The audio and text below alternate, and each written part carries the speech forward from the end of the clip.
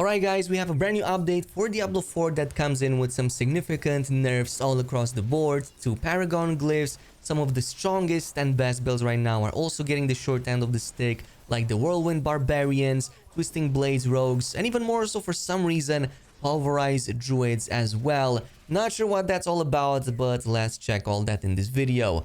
Now this patch is called 1.02D and I'm pretty sure that Blizzard did that intentionally because that's exactly what some of these classes are getting, a big fat D nonetheless. Starting with the Barbarian, the two biggest nerfs are to some of the legendary aspects that were making the Whirlwind build so amazing in the endgame, specifically the Gore's Devastating Grips and the aspect of the Dire Whirlwind. So Gore's Devastating Grips, the explosion damage from this has been reduced significantly, less than half of what it was before, from between 50 to 70% all the way down to 16 to 26%.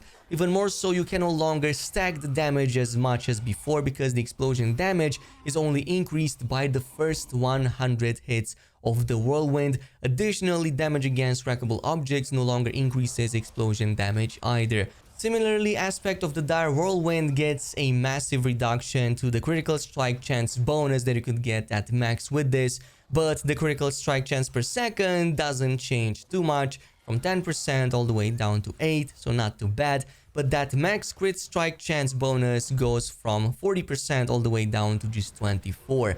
Now, some of the other nerfs might not be as bad in practice as they are on paper, specifically Bold Chieftain's aspect. The cooldown reduction per enemy has gone way down from 5.4 seconds to only 1.9. But if it's anything like the similar nerf that Rogue also got, which is even bigger, I didn't feel it as big in the end game because you're constantly fighting extremely large groups of enemies. It's probably going to only affect situations when you're fighting maybe like bosses or like less enemies, but in the end game, not so much. But the maximum cooldown reduction went down from 12 to just 6, so who knows, maybe some testing could reveal what's going on. In terms of the challenging shout, also another nerf, but again, maybe not as big as it seems. Damage reduction gained from skill ranks reduced from 4 to just 2%. This means that with a 5 out of 5 points invested in it, you no longer have a 56% damage reduction, but 48. It doesn't sound too bad, it could have been way worse. Now, Druids, oh boy, they are getting pulverized. Pun absolutely intended, by the way, because Pulverized gets two nerfs. One to the lucky hit chance, which got a reduction from 33 to 25%, and also the aspect that was buffing it, the legendary aspect of the shockwave, which made the damage all the way up to 130 with this. In this case, it's going to be only up to 100%. Still, I would say a pretty significant nerf, totally undeserved because it was the only build actually viable in the endgame, at least personally, but we do have some other buffs in there too. Lightning Storm gets a damage increase up to 40%, Grizzly Rage bonus increase from like max 15% all the way to 18%, and we also have a few for the class specialization. So Obsidian Slam, we have kills required for bonus increase from 10 to 20, so this is pretty much a nerf. Calm Before the Storm, lucky hit chance reduced from 15 to just 10%, another nerf. Crash Stone aspect, another one important for the Pulverized build, gets a nerf in terms of the critical strike damage from the max 50% all the way down to 40. This would be used to further increase the Earth skill critical strike damage, so basically just targeting the Pulverized build specifically.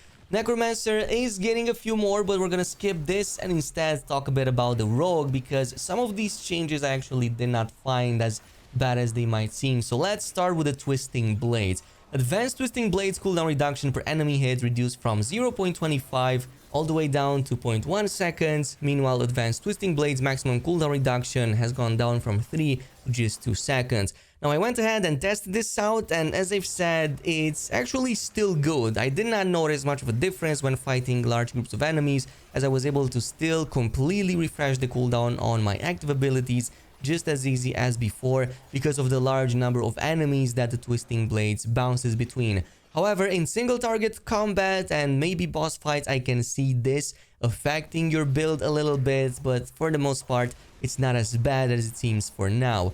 Now, other certain abilities were also specifically targeted that were also part of the Twisting Blades build. For example, Dash, Enhanced Dash, Critical Strike Damage. The bonus on it is now just 15% from previously 20%.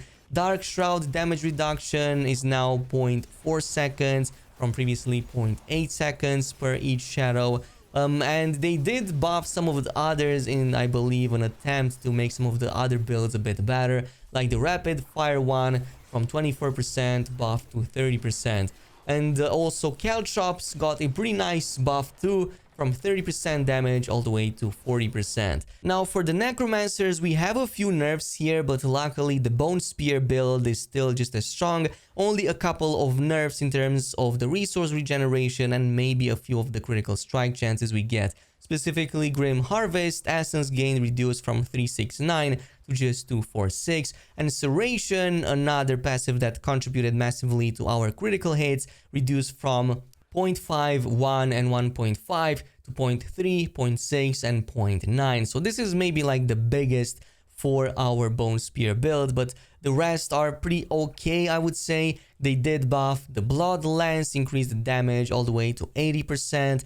Army of the Dead, for some reason, the damage increased on this all the way to 45%, but they reduced the cooldown even more from 90 to 70%, so they definitely want us to use that a lot more.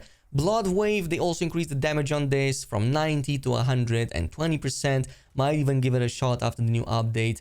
In terms of the other passive changes, the damage on the Shadow Blight has been increased by just 2%, but check this out, maximum minion life lost in a single damage instance reduced from 75, 60, 45% to just 60, 35, 30%. So I actually can't believe that we're getting a Necromancer minion buff in this patch that pretty much nerfs everything, but is more than welcomed, I will just say that. Finally, we have the Sorcerers, especially the Arc Lash, which was part of many builds leveling up, including the Chain Lightning one, and still is part of the endgame builds, but this gets the most significant nerfs. So lucky hit chance on the Arc Lash has been reduced from 30 to 14%, and the Glinting Arc Lash cooldown reduction has been reduced from 0.25 to just 0.15. Also, the Shimmering Teleport damage reduction duration has gone down from 5 to just 3 seconds. I will not lie, that permanent 30% like damage reduction, because you would almost always teleport, was not bad, but now this might affect things a little bit and makes us less tanky with the Sorcerer. And also the legendary aspect of control, it's actually getting reduced by about 5% in terms of the bonus damage that you deal against immobilized, stunned, or vulnerable enemies. Actually not as bad as it could have been. Now there's many other nerfs in there, specifically glyphs are getting absolutely shattered. Pretty much across the board, a 34% in terms of bonus scaling reduction that we're getting with this new patch, with a few exceptions that you can go ahead and read in the patch notes, which are much higher than that, like critical strike damage glyphs reduced by 66%, vulnerable glyphs bonus reduced by 66%, and all the others in there that you can see right now. Yeah, this is going to change things a little bit, but maybe still not as much, since quite a few of these are still the best in slot. It's just that Blizzard doesn't want us to deal as much damage as before and breeze through the content. Now there's one change in here that was a bit, well, let's just say controversial, because it listed a significant reduction in the spawn rate of treasure goblins, but they actually came in and clarified that this is only within PvP zones. So you can still go ahead and hunt for treasure goblins and find them in cellars if you can, and farm them outside of PvP zones. It's just that inside PvP zones, they would oftentimes be a good source of getting legendary aspects from the legendaries that dropped over there, so you could get better bonuses than the ones from the Codex of Power. Now it seems we're gonna have to find them in other places. But that's pretty much it with the changes. Let me know down below what you think about them and how it affected your class. In the meantime, thanks so much for watching, and until the next video.